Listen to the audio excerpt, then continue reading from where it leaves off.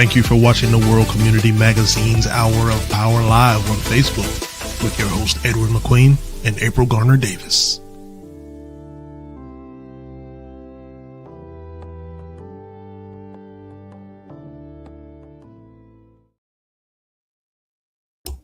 Wow. 3 more days and we're in February. Man. Isn't it crazy that January is like almost gone? Yeah, I'm just getting over the flu, so put all that together. I should have a good February. So good evening, everybody. I'm your host, Ed McQueen. Of course, Miss April Garner Davis is going to be taking the helm this evening because of the guests. Look, we're always talking about our youth, right, April? Yes. Yeah. We're always talking about our youth. Yeah, I was talking about our youth, and we look at that as the future. And tonight we're going to bring some of that to you, along with before we get to that. Well, before we get to that, we're willing to get an update from our Whittemore Race Path Historical Society on their projected events and the things that they've done since the last time we've talked. And we just want to keep everybody up to date on that because it's a very critical, it's a very important entity that's been doing some wonderful things. And they've been getting good resources in order to facilitate and reach their goal of keeping that legacy alive and other things, which you can have her to talk about. And that is Dr. Cheryl Adamson. But I'll turn it over to Ms. Davis here so that she could fill you in on anything else that's beyond that. Yes, thank you very much. Also, our scheduled guest for tonight is none other than CeJay Bromell of Next Level Basketball Training. And he is the founder and has a very compelling story about how this all came to be. And so we're going to hear from this young man and we'll find out more about his initiative, how he's helping youth on and off the basketball court. So we have two very, very special guests with us tonight. But we're going to start with none other than Reverend Cheryl Adamson. How are you doing? I'm wonderful. I was about to be snug as a bug in my rug. But our dear brother, I've heard that cliche in a long time. You need to come on here and talk to the people just a few minutes. So I really appreciate you all giving me just a few minutes to bring you up to date on some important issues for our community. The first thing that I want to bring to your attention is that 2 weeks ago today, Sister Valerie Skipper and I and some others were meeting to plan for our April Whittemore Race Path Historical Society Hall of Fame Gala.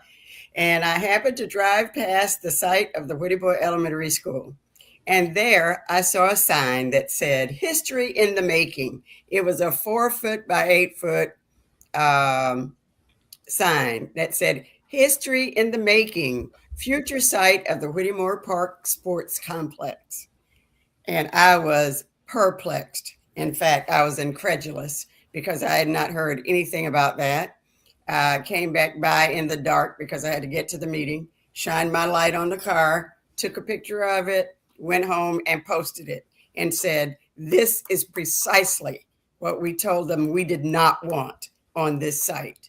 Because our thing is, even though your guest tonight is all about sports and basketball, and we know how important athletics are to our kids, there are some of our children who have not one athletic bone in their body.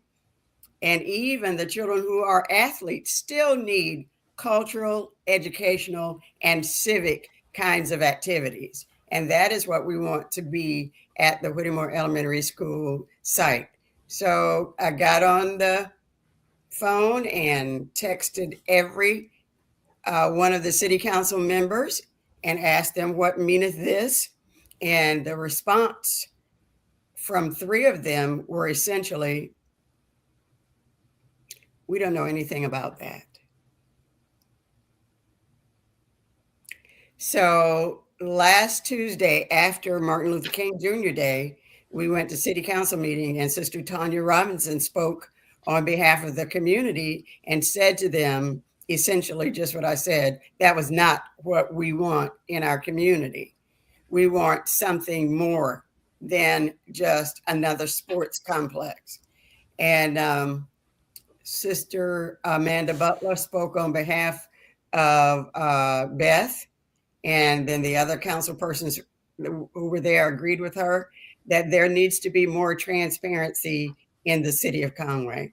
So the long and the short of it is this: the city council persons and the mayor do not know how that sign got there. Even though it has the City of Conway logo, it has a schematic of what the property is supposed to look like, how it's going to be laid out, and all of that. And 3 days after I posted that picture, another sign was put in its place with no writing on it. In other words, they took down the insulting history in the making future site of the Whittemore Park Sports Complex and just left the picture of the grounds. So I don't know what that means, but it does mean either that the tail is wagging the dog or somebody is not being honest about what the plans are for that property.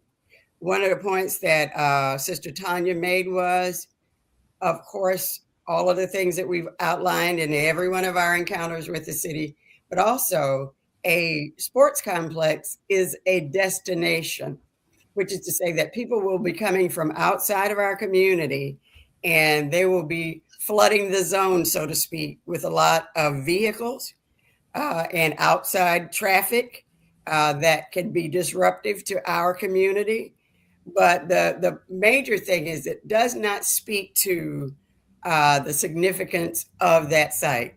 Bottom line is the city of Conway can get more land or property to put up a sports complex, but there is only one historic Whittemore Elementary School site. And I don't care if there's not a blade of grass on it, the ground is sacred. And so we need people to think about this and to become re-engaged about it. I just don't see laying down for people. I don't care how long it takes. We've been in this process since 2017 with the first community meeting, then another that I saw on the City of Conway comprehensive plan for 2035. No mention of a sports complex, but there is the mention of a future Whittemore Park Community Center, which is what our community deserves and our children require.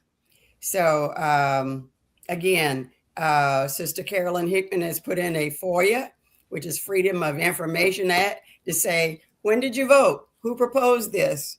Who authorized this architectural rendering or this landscaping or this sign? Who had the authority to put that sign up without the knowledge of the mayor and city council persons? So that is the concern on the Whittemore Elementary School site. And I hope that you will be, as I was, incredulous enough to say, oh my goodness, who gets to come into our community and decide what goes there? So that's all on that, unless you have some questions for me about that. The next thing is, of course, that the Whittemore Race Path Historical Society is partnering with various organizations in our community to bring people education. We can say all we want about being Black, but if you don't study who you are, you're going to not know who you are. So on Saturday, February 7th, at the Horry County Museum at 9th Avenue and Main Street, we'll be hosting none other than Mr. Joseph McGill, who is the person who has gone all over the country identifying slave dwellings, to talk to us about this project. We really would hope that we're not outnumbered at this event as we were when we bought it before. So we're hoping that some churches and other civic organizations will come, and that most especially you would bring your children. So that is going to be Saturday, February 7th at 1:00 p.m. And it's free of charge, and it's about an hour or so long. There will be refreshments. So we want to invite you to come with us. We are partnering with Horry County Museum, the South Carolina Council of the Humanities, and the Whittemore Race Path Historical Society. And where's this location again, Cheryl? It is at the Horry County Museum on the corner of 9th Avenue and Main Street in downtown Conway, right next to the Conway Library. Okay. At that same location on February 28th will be the Gullah Geechee Conference, their community day. And we want to have a conversation with our community about a photographic project. And we want to do a book about historical sites in Horry County. So please come prepared to talk with us about what you would like to see in that book. We don't know the times yet, but we will get that information out. So again, thank you for this time. The most critical thing is that we stay engaged with our city regarding the Whittemore Elementary School site. Absolutely. All right. Well, thank you so much for that update. Okay. And very critical information. Okay, a lot of stuff that I didn't know about. And we asked our viewers if they could really pay close attention to the work that the Whittemore Race Path Historical Society is doing. It's not just a legacy. It's something that we need. When we can't be at the table, then we need entities like yours to fill in for us, right, as a community. Thank you so much. You know, the latest thing is if you don't have a seat at the table, that means you're on the menu. I heard that somewhere. Because it is true. But we really want people to stay engaged. You know, we can't get tired. That's just all there is to it. We can't get tired because they're not going to give up, and we don't have give up in us either. You think about all of the things that have come against us that should have utterly destroyed us. We should be not present, but we're still here, and there's a reason for that. Okay. All right. All right. Reverend Ashley, can you mention again the event that is happening on the 28th, I believe you said? On the 28th is, you know, the conference that is sponsored by Coastal Carolina University, the Gullah Geechee. Give me 1 second and I can pull up a flyer. The Gullah Geechee Community Day, save the date. The Joanna Institute for Gullah and African Diaspora Studies is excited to share 2 upcoming events taking place in February. So the one is a presentation on Friday of foodways in the African American community. And then on the following day is the 6th annual Gullah Geechee Community Day celebration. And it usually is all over Conway, some downtown, some in churches like at the Hut Bible class, some at the visitor center.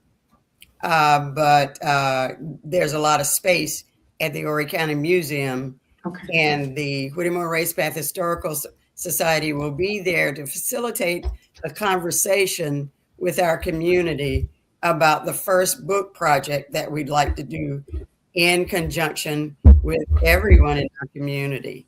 And we want to hear from the community what they would like to see in that project. Okay. It sounds like you have a flyer. I have not seen anything across social media just yet. If you can send that to us, we'll be sure to post it.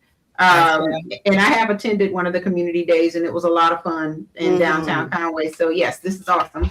Thank you for letting us know that that's happening in the community in February, and also the Slave Dwelling Project on the 7th. Really do appreciate it. All right, and yeah, thank you very much. All right. You have anything before she goes? Anything else you want to? No, I'm just thankful that we were able to receive your update. It's important. it's very important. Well, we're willing to come on. So anytime you need me, just let me know. Okay. All right. Right. Thank you so Thank much. you. All right. All right. Have a good one. All right, Brother Edward. So great to have Reverend Adamson on to share the community updates, and I'm sure that we're going to find out more about what's going to happen on the side of the old Whittemore Elementary School in the coming weeks. So I'm sure we'll have her back real soon. But in the meantime, it's now time for our conversation with none other than CeJay Bromell. And let's go ahead and add him to the stage. How are you, CeJay?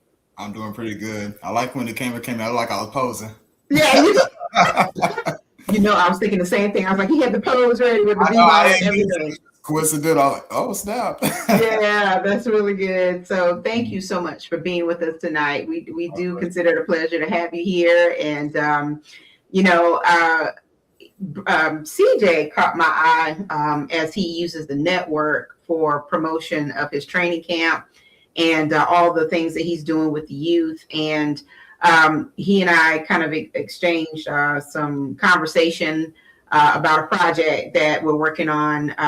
And we'll talk more about that in the future. But for the most part, Brother Edward, I want you to know that CeJay was well aware of WCM Live, and I invited him to be on this show. And he says, I was waiting for the invitation. And so I was waiting. I was praying on it and everything. I was waiting for it. Yes. Well, I'm glad to know that, man. I'm glad to know you thought well of us like that. Yeah, of course. Yeah, and so it's great to have you here, CeJay. And of course, we're going to talk basketball. But before we get into basketball, let's talk CeJay Bromell. And, I remember you, of course, because you attended Friendship along with me, your mom, and all of that good stuff. And, remember you growing up, remember your love for basketball and sports. And also, I remember that you have a very life-changing story, an event that happened to you that I'm sure was the catalyst for what you're doing now. So, before we get into the basketball camp and next level and good ball movement and all that good stuff, why don't you tell our viewers a little bit more about yourself and what inspired you to create next level training, basketball training?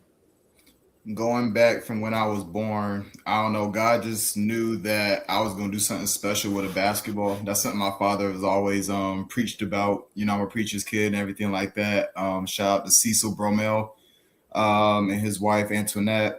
And shout out to my mom for always giving me the opportunity to put a ball in my hand. As you can see, that I have right here. It's always been my best friend ever since. I never took it for granted. But just growing up as a kid, I used to get bullied a lot. I used to get picked on just for always having a ball in my hand. I just loved it so much. I just found some type of comfort within that. It just always kept me sane. It kept me at peace from everything that was going on in the world.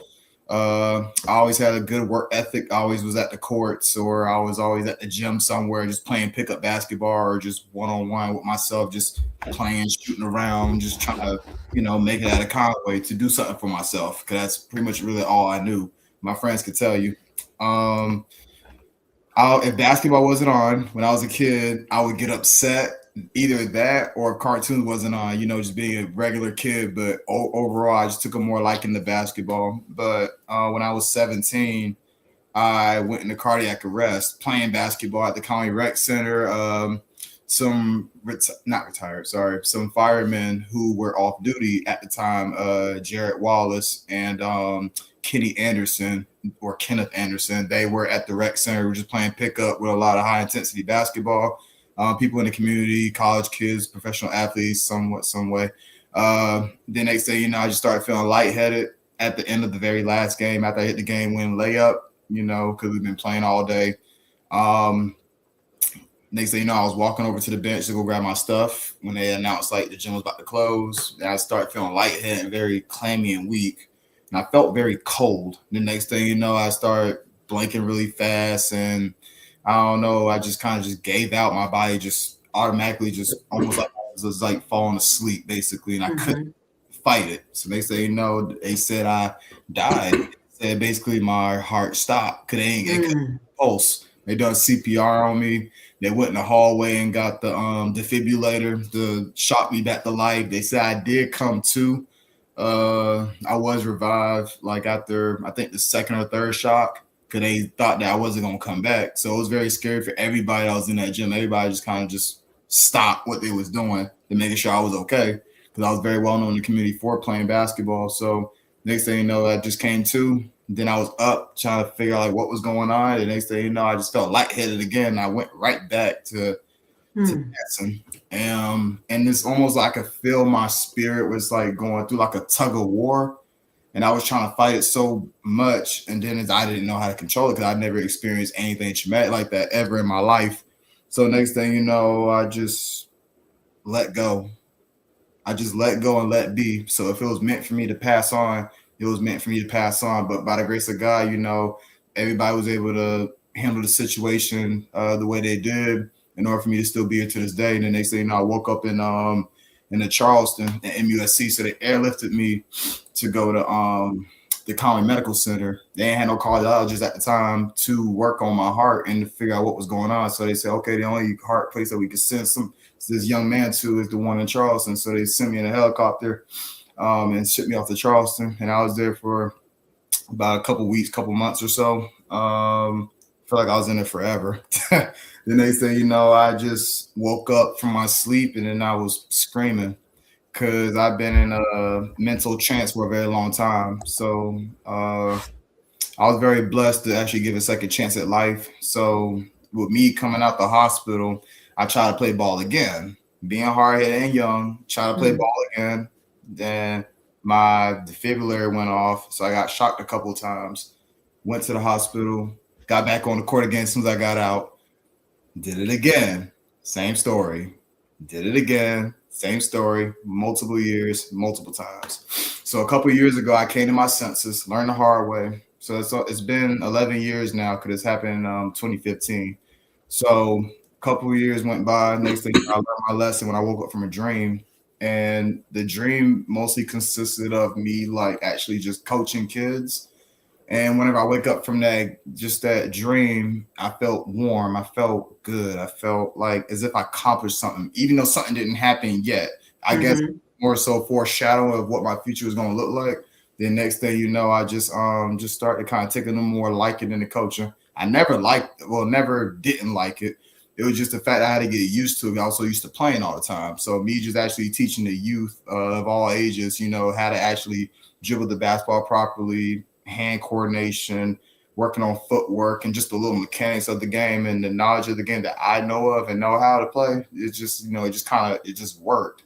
And then next thing I feel so fulfilled to actually see them doing the right things or even trying. For those who took a little while to get it, some learn quicker than others. And I'm very patient for one, because I was a kid where I wasn't always the best player on my team, but I always had a great work ethic and I always worked really hard to get to where I want to be. It only takes hard work and practice. And I tell the kids too that a flower doesn't grow in a day. It takes time. It takes love, it takes nurture, it takes sunlight, it takes love, it takes patience. So that's what the game of basketball taught me overall.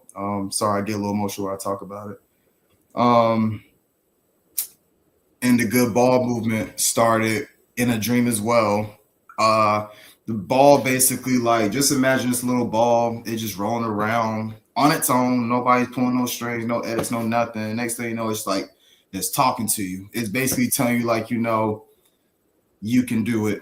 You can do anything if you just pass the ball every once in a while. Spread positive words to other people, because you never know who's going to need to hear it, who's going to need to see it. So I was like, okay, then how can I get this to the world? The next thing you know, this little basketball, obviously, I think it was another basketball in my dream that told me this. It basically told me, you know, start off on a social media platform. Start from there, and then it's going to grow.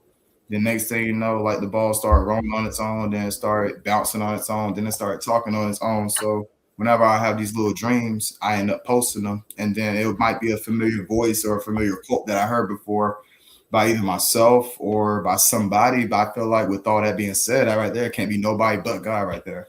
So that right there is kind of inspiration to make an impact with other people than playing a game of basketball, but just, you know, passing the ball to others so they could score not just on the court, but in life.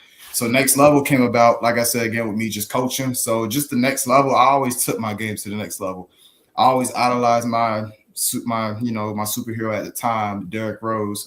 Shout out to him as well. He just retired jersey in Chicago. Yeah, Jersey. Yeah. Mm-hmm. He's always my favorite players growing up. Everybody who knows me and played with me or against me, they know I'm a huge Derrick Rose fan. That's my guy. Even to this day, I still look up to him for the type of guy that he was. Yeah, he went through some injuries that could have been career ending, but he never gave up. And that's kind of how, I took that as well, because that's what I looked up to at the time. Then once he retired, it was like, it really, really gave me a sense of like, I don't have to play to prove anybody anymore. I could just stick to just living my life. The next thing you know, I got blessed. I got engaged. I met the love of my life. I got a beautiful family, and guys opened my eyes to see a lot of different things. I met a lot of great coaches. I met a lot of great friends, new friends, I would say. And I met a lot of great athletes along the way too, as well. People I just never thought I'd ever think of meeting in my life. So that right there has kind of opened up a lot for me. So next thing you know, I just became more in love with the game than being obsessed with the game. I always talked about this. There's a difference between loving something, letting it go, and it's going to come back to you, than being obsessed with something. So being obsessed over something is actually not always a good thing, because I lost sight of, just being a child sometimes, going out, playing in the woods or riding bikes with my friends as much. All I do is just stick with this, but you also got to just maintain, just kind of balance your life out a little differently. So I feel like I found ways, in my opinion, to do that, and I try to push that knowledge that I know of and have for the next generation. And it seems to actually work. They're doing a lot better in school, they're doing a lot better at home, and they're doing a lot better on and off the basketball court. So I mean, what more can I ask for? That just feels more fulfillment to my purpose. I just made a post earlier, and I'm gonna finish with this. I just made a post earlier that I feel like I found my fulfillment in life. I just made a post on Facebook about that on my personal page. My father liked it. He gave me like a little clap emoji, and I know he's always because we don't see each other every single day. He lives in Florence with his wife and everything like that, and he does ministry in Sumter. And shout out to Trinity Baptist Church over there in Sumter. Basically, like, I feel like I got that support that I always needed, because I ain't really have him too much around as a kid. So as I gotten older, I made peace with him, and I made more peace with God. And I feel like my faith and my relationship with him has gotten a lot more stronger. And push more for the kids. Like, you only get one set of parents. Yeah, they're not perfect like you would want them to be, but that goes to anybody in life, So that's just like a really deep thing that I tend to preach on to the kids, even my players at the College Rec Center who I train, I coach, and things like that. Well, CeJay, first of all, your story is it serves as a testament in more ways than one. Obviously, your faith was tested. Obviously, through your health trials and the things that you had to deal with, you never gave up. You persevered, even if you felt like you were being hard-headed at times. But one thing's for sure: God spared your life for a very concrete reason. And your ministry is basketball. It is the way that you will, extend your outreach in terms of mentoring and how you inspire kids to, look past those things that may make them feel defeated in life. You talked about the instances when you were bullied as a kid, mainly because people just didn't understand you. Like you said, that was basketball was your thing. And I think as long as we're living, there will always be bullies in some respect, big bullies, little bullies, or whatever. But I love what you said about the fact that, a flower doesn't grow overnight. It takes time. You certainly are an example of that, but you're also an example of the fact that flowers can also grow through concrete. And if you're ever walking along the road and you see a weed or a flower or anything, pushing up through the crack of the concrete, you have to ask yourself, how in the world did it find the strength to do that? It's so fragile, it's so delicate. And yet, we see it. And I see that all the time, just, on walks and here and there or whatever. I've even taken pictures of it, because that's the one thing that if you ever really paid attention to it, it would make you understand that, yes, even when times are tough, you can still blossom and flourish if you have the right motivation. And so I'm glad that basketball, as you said, has become more than the obsession, that your love for basketball, the passion behind it, the way that you were able to, transform your personal story into your new mission is something that is going to be highly beneficial to the youth nowadays. It will empower them as you continue to show them how to, first of all, gain discipline in their daily lives, how to train, how to take care of their bodies and their minds, how to use their minds strategically, all of the things. But one thing's for sure, in terms of like the story that you just shared, and I'm just hearing all the details from the first time, and I'm glad I'm hearing it from you for the first time. One thing's for sure is that, yes, you are living a purposeful life, and you are doing it through a means that actually is something that you'll never look at as a job. This is the thing that has driven you all these years, and it's the thing that will continue to allow you to exist and to even leave behind a very important and powerful legacy with young people. And I was just thinking about your story about being bullied, because you and I actually talked about a project that we're working on for the Academy of Hope. And this week is Spirit Week for them. And they actually have a day that's called, I think it's Tackle Bullying Friday, or whatever day it is. It may not be Friday, maybe it's Thursday, Tackling Bullying Thursday. Mm-hmm. And I'm going to reach out to Principal Bellamy and see whether or not, I don't know if you have time on Thursday, but if you could stop by the school just to, see the kids, meet with the kids, that would be something that would be incredibly powerful. But even more so, if it can't be like this week, being able to even talk about, that particular topic in the realm of what young people are dealing with today is something that is really needed in our communities, because we are always just, assuming what we know about young people and what they're going through, but we never really know, because we're not, really walking their walk nowadays. I'm sure that the way I grew up is different from the way you grew up. And so I feel that, young people in these days and times definitely need more support systems. They really need the village to step up. They need nurturing and mentoring. They need the things that they are probably not getting at home for various reasons.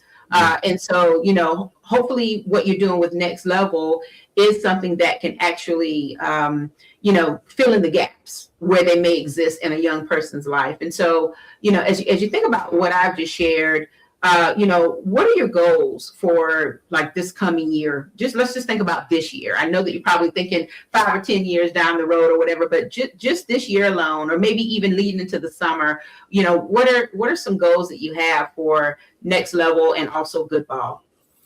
Always to try to make an impact on many people as I can. That don't just go for like the whole year. That goes for each day, just forever, to be honest with you. But if I had to be more specific for this year, yeah, I don't have like a specific number, but each day I rather try to my best to see the things that I posted and the things that I do and the people who I come across is to try to make an impact just one kid at a time. Mm-hmm. Mm-hmm. So talk a little bit about some of the things that you have been doing. I see the pictures that you post that depict some of the clinics that you have and some of the places that you typically are hosting your training. So yeah, tell us about some of the things that you've been doing in the community. So I'm very blessed and grateful that the people, Mr. Ashley Smith, shout out to him and the whole staff at the Conway Sports and Fitness Center. They let me come in and use their open court whenever they have like open play and things like that. And I'll just pick a side of the gym or one of the goals that's in there.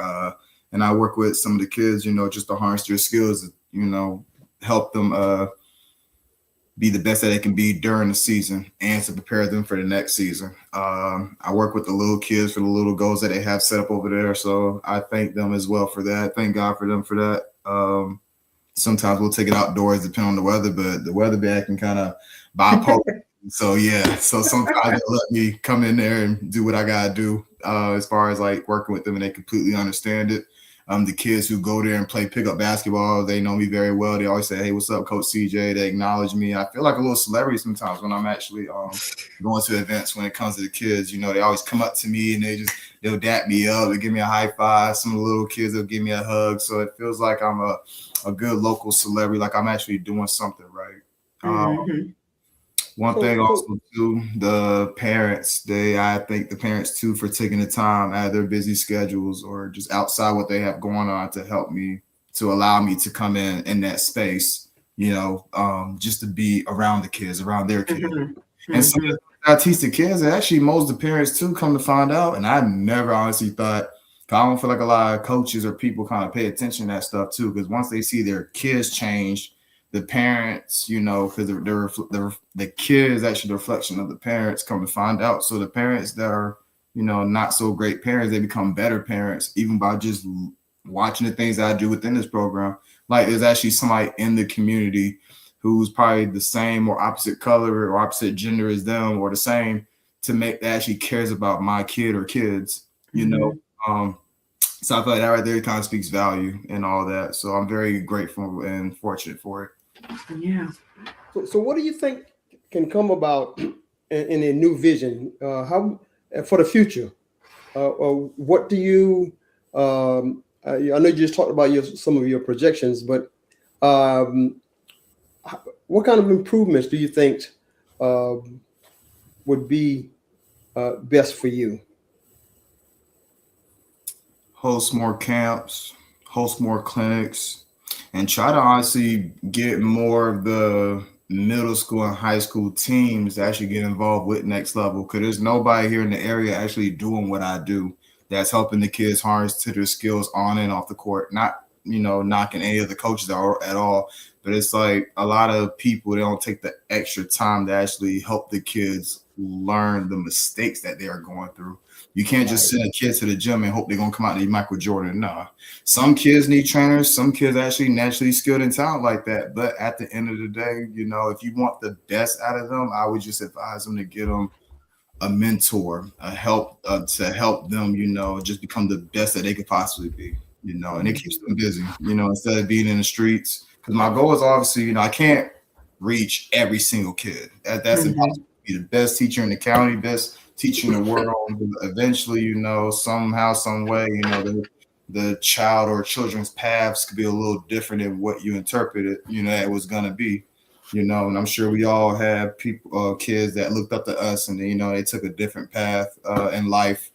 So it kind of set them back. So obviously, you know, I just pray for each kid that I come across, each parent that I come across. But goal-wise, you know, I try my best to try to get the kids out the streets, but, you know, I have no control over any of that. But the only thing I could do is encourage them, if they like basketball, to stay with basketball. That's it.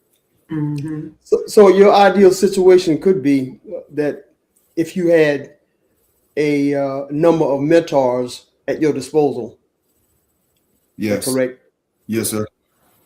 I have a couple, actually. I have Jimmy Nichols. I'm sure y'all probably familiar with him. He used to play at Conway. He also used to play at Coastal, Providence, and a lot of other overseas teams.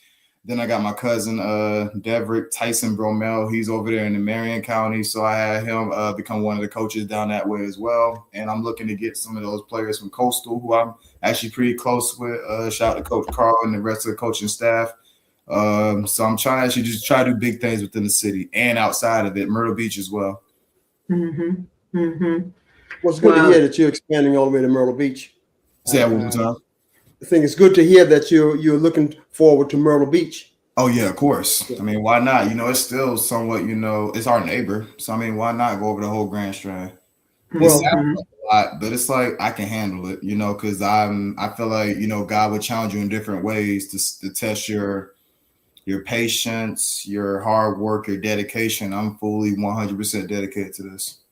Well, you know, just looking a little bit into the future, there could be some collaboration there between you and the Grand Strand Boys and Girls Club over there. Oh yeah, I'm actually close with Mr. Ryan down that way as well. So I actually did host a group event a couple months back, actually at the Boys and Girls Club one time for a couple Saturdays, and I was very grateful for that as well. If I could also collab with some of the churches, I actually wouldn't mind collaborating with some of the churches because there's kids in the church and Mhm. people need some type of outlet, and there's kids in the church that like sports, and there's kids in the church that needs mentors, so why not try to combine like maybe like a little basketball tournament or maybe a little clang or Yeah, something like that. yeah, And absolutely. also spread the word about Jesus Christ and also spread the word about the love of basketball and what it's done for me.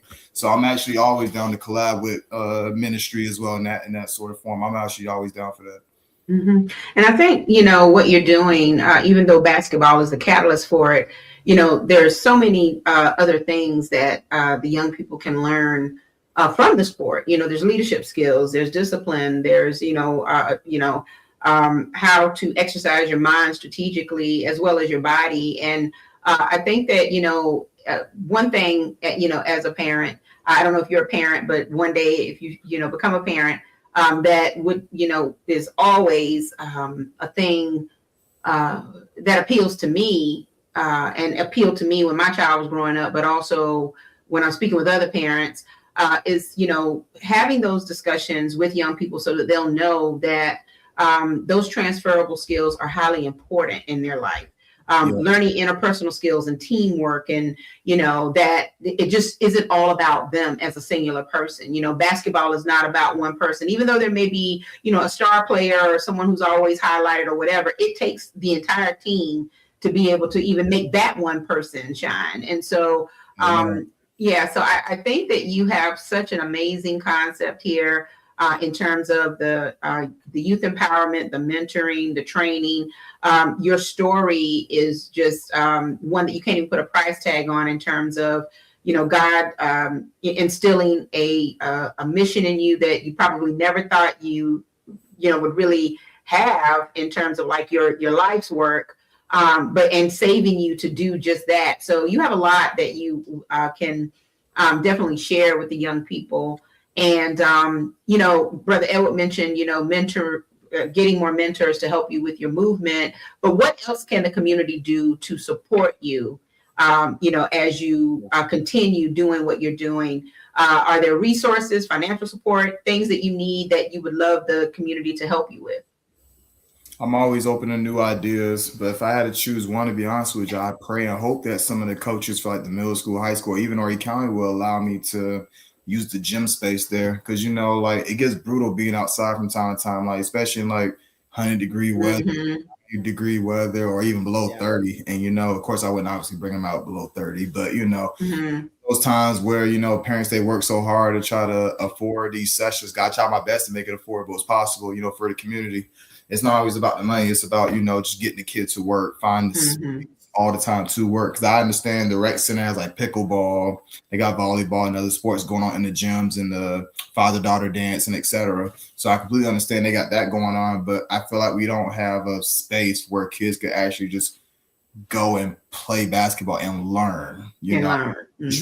Plenty of gyms here, but nobody's willing to really like open up the gym for them. Or come in just to help, get the kids off the streets, for ones who sign up and want to better themselves on and off the court, and just do things like that. I actually am open-minded to being a open motivational speaker to the kids. Career days and things like that. Not everybody thinks that being a basketball trainer isn't a full-time job because it's not from the government. But at the end of the day, any job you choose to live in life, we only get one life. And I feel like if you harnessed it, you can make it anything you want to be in life. So, I consider this more of just a trailblazing experience, because I'm always going to be a trailblazer. I'm always going to try to lead the way for these kids and know, like, even if you don't make it to the NBA or WNBA or so, at least you gave it your all on the court, and hopefully you can be, good enough to go to college. Even academically. If it ain't through athletics, at least you can academically, because I don't play about grades. My grades were always the best growing up. I don't ask the kids for their report cards because that's not my place. It's the parents' place to do that. But the parents always have a connection with all my parents. They would tell me, what the kids are making in the grades and things like that. And I would sit and talk with them, and next thing you know, their grades be going up. Grades are going up. Around me, Because you're showing them you care. You're showing them you care. Once kids find a mentor and they're like, okay, if I don't act right in school or if I don't do good in this classroom, I can't be around such and such anymore. You know, so I feel like they just kind of push themselves with that. They'd be like, I want to be around Coach CeJay, or I want Coach CeJay to come to my concert recital or come to my basketball game, which I do, or come to such and such, you know, just to show them that I support them. I support each one of my kids. Because I'm very grateful that they allow me to be a part of the family. Because I have a really big family, you know, on both sides. But I feel like with Next Level, it's a way bigger family than I could ever imagine.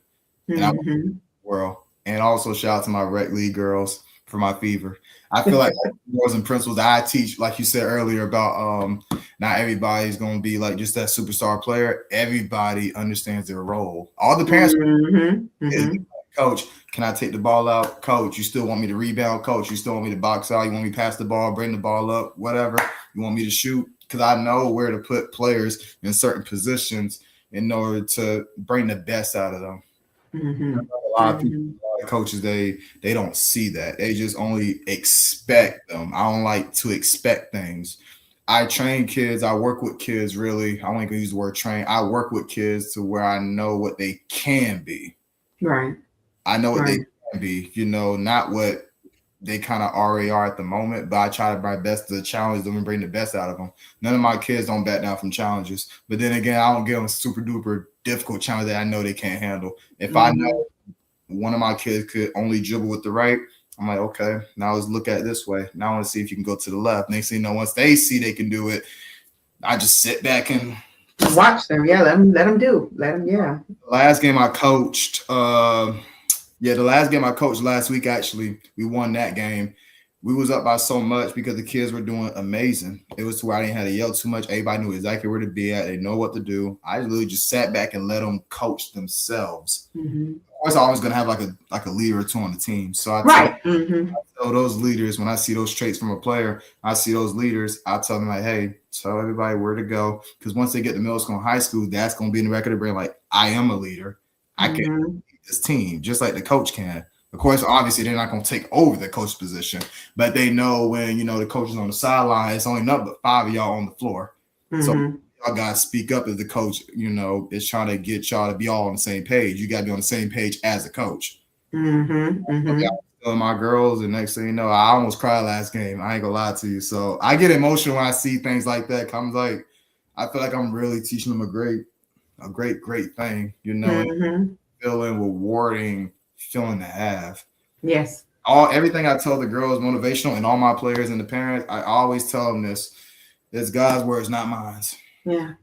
Yeah. Well, your work is coming from the heart, and the things that you are doing are filling your cup. You know, because we go to jobs every day and we're constantly depleted of you know, what's in our cup. And it takes a long time to actually get that back and to keep the fire going. But when you can do something that really and truly feeds your spirit, your mind, and even emotionally, it's feeding you. It's, you know, it's definitely the thing that, you know, God is planned for you. So, you know, it was absolutely wonderful to hear your story tonight. And I just want to share with everyone CeJay's Facebook page. Of course, if you are on Facebook, you can go to Next Level B-Ball Training, and that is the actual Facebook URL, but it's Next Level Basketball Training. And as you can see, he's got a lot of things that are happening. Go in there, check it out, see what's going on, and like, share, follow, do all the things to support this young man and what he's doing. And so, CeJay, as you think about, you know, what your next step is beyond basketball, you say you have a fiance, you're going to be married soon. Is that one of the next big life movements that you're about to make? It's definitely a stepping stone for me that I gratefully, and thankfully look forward to. Awesome. That's all I can say. When I say she's God sent, even though not everybody's going to approve in any way, I mean, everybody's always going to hate. Everybody's always going to have their own perspective of things, but I know what's best for me. God knew what was best for me. So if he blessed me with a good one, and you know what they say, every good man is always a good wife behind him. There's a reason why he's great. He can't be great by himself. There's always a woman out there that's behind that man that's actually pleading him to be better, to do better. And that's why I feel like she also makes me feel and want to do as well. You have to want to do that. You can't just automatically just change in a day. It helped mold me into being I was always a good person, but it helped me even more to be a more better person, more aware of my surroundings, more aware of, how life is, even though I don't have it all figured out. Nobody does, but, it made me more into a man than what I am right now. But I'm very grateful and very blessed to have such a person. Awesome. CeJay, I want to interrupt you at one point. Then again, I say, well, I'm listening to it and it sounds so good with your motivation. To our viewers, don't be surprised if you don't get some requests for being a motivational speaker at some of the events. Okay, I'm always down for that. Yeah, I think you have all the qualities there, captivating qualities, and I think you're going to go places with that. Thank you. I'm blessed too. Whatever God has planned for me in front, I'm gonna answer the door. I like that. Always. Well, CeJay, yes, thank you so much for joining us tonight. And we really and truly appreciate all of our viewers for watching and sending the encouraging words. And also, this broadcast is available on wcmagazine.net for the next week. So CeJay, please feel free to share. You can send them to the website or share that YouTube link that we shared with you. And we want everybody to hear your story. And of course, we'll do the same as far as passing the word around. And again, I look forward to working with you on some future projects. And so before we leave, is there anybody, I know you did some shout outs in the beginning, but is there anybody that you want to mention again before we roll out? Lastly, I do have two more platforms three more platforms that I have for the Good Ball Movement Project. If for those who have TikTok or Instagram, and if you have YouTube, you can literally just look this up. Just type in good ball movement. So you just put a dot between good and ball, and it'll pop up right there. So you can also find more motivational videos about the little ball that can somehow talk. I love it. I love it. The talking basketball. I want to say shout out to my mom, because without her, I actually wouldn't be here or be. What's your mom's name? Veronica Jackson Bromell. There you go. Yeah. Shout out to Friendship Baptist Church, Cherry Hill. Shout out to Mount Pleasant. Shout out to my father's church, Trinity Missionary Baptist Church over there in Sumter. Shout out to him and his wife. Shout out to my fiance. Shout out to all my kids who I work with, all the families and parents who I work with. And lastly, I want to say shout out to God, because without him, all this wouldn't be possible. Absolutely. Absolutely. But Brother Edward, are you inspired to pick up a basketball, Brother Edward? I am. Yeah. I don't know if I can keep.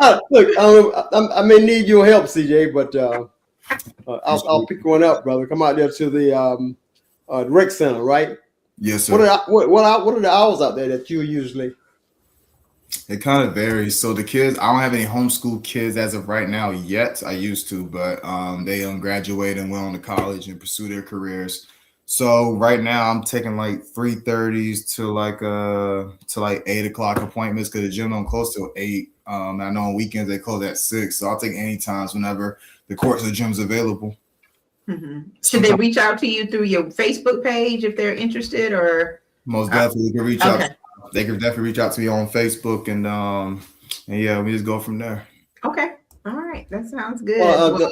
Kudos to Ashley. I know you find him very easy to work with, and he's been a gem out there too, in terms of being cooperative with the community, and he does very well. Kudos to him, and you all, the collaboration between you two. Oh yeah, of course. We got a lot of great things coming. I actually have a camp. This is my second year doing a camp. I did one last year in March, but I do have one coming up this year in March as well. Once I make the flyer and the poster and everything like that, once I get an established day, I'll be sure to push it and let everybody know. So I'll spread the word about it. Everybody gets a free T-shirt. It's definitely going to be affordable. It's definitely going to be a lot of great guest speakers, including myself, and it's going to be a lot of fun. So you definitely don't want to miss out. So make sure you stay on Facebook. All right. I love it. And make sure you continue to use the network. I will always support you. Thank you for dropping your information in Facebook and also the information on your fiance's business. We'll have to have her on the show one day. I'm sure she would definitely love that. Awesome. So, Brother Edward, I think it's been a wonderful show this evening. Oh, We got some great fantastic. community news. We got to learn a lot about this young man who is doing big things in the community for the youth. And we certainly wish you all the luck and best wishes, CeJay. And, God's blessings to you for health and strength to do what you're doing to fulfill your mission. And so Brother Edward, like you said, we only have a couple of days left until February is here. And then we will officially... Go ahead. That's that 1 month that was apportioned to us some hundreds of years ago. I was getting ready to go there. Look, All right. Around here we celebrate Black History 365, but we make sure to also acknowledge the 1 month that is attributed to us or whatever. So we will in our successes. So we will certainly have some great Black History programming coming up. And we thank you for, actually being our last, is this the last guest for January? So you kind of are Black History, you're our Black History Month kickoff. You're part of, you're the pre-show. How about that? So CeJay, before we split, we have the Summer Jobs program, the Rural Community Magazine Summer Jobs program. So, and I guess we can explore or look forward to having some of your students that you work with, giving them the opportunity to be a part of that. Okay, have this if they want a job for the summer. All right, just keep that in mind. Okay, I'll most definitely do that. I'll be sure to pass the word along. Once you give me more information about that, etc., then I'll be sure I can push that. Absolutely. Mm-hmm. But All thank right. you for Well, coming on the show. I appreciate it. Yeah, we appreciate you as well. So take care, and we'll be seeing you again real soon. Most definitely. Absolutely. Godspeed. So, Brother Edward, this was an incredible show. Really appreciate having CeJay Bromell as our special guest tonight, and also Reverend Cheryl Adamson for making a little quick drop in to give us some community news. Right. So, all this stuff was pertinent tonight. Mm-hmm. We're thankful for Reverend Adamson to keeping us updated on that. That's an issue. It's an important issue in the community.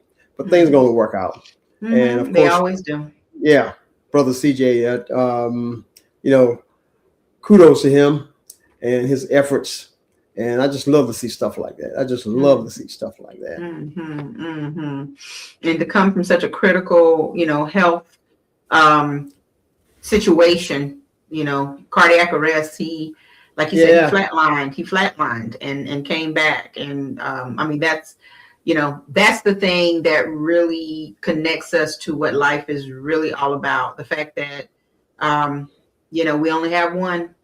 We only pass this way one time. That's right. It's grace and mercy and, God's sparing of our lives. We should be compelled to do the best thing that we can do with our lives and to use it in the best way possible. So I'm glad that he's doing that thing as a young man, and we definitely wish him luck. So we need to support him as much as possible. Mm-hmm. Okay. Yeah, absolutely. Well, thank you all for joining us tonight. We'll be back again next week if we as to say is the I can't get it out right now. I'm thinking snow. I was thinking about the creek rising, but I can't help but think about snow and all the things that are supposed to be coming our way. But we'll be back next week with we're working on some guests. Black History. This will be great. Yeah. So everyone stay tuned, same time, same back channel. We're always here Tuesday nights at 7 p.m. And thank you again for your support. We really do appreciate it. Take care. Godspeed. Thank you for watching the World Community Magazine's Hour of Power Live on Facebook.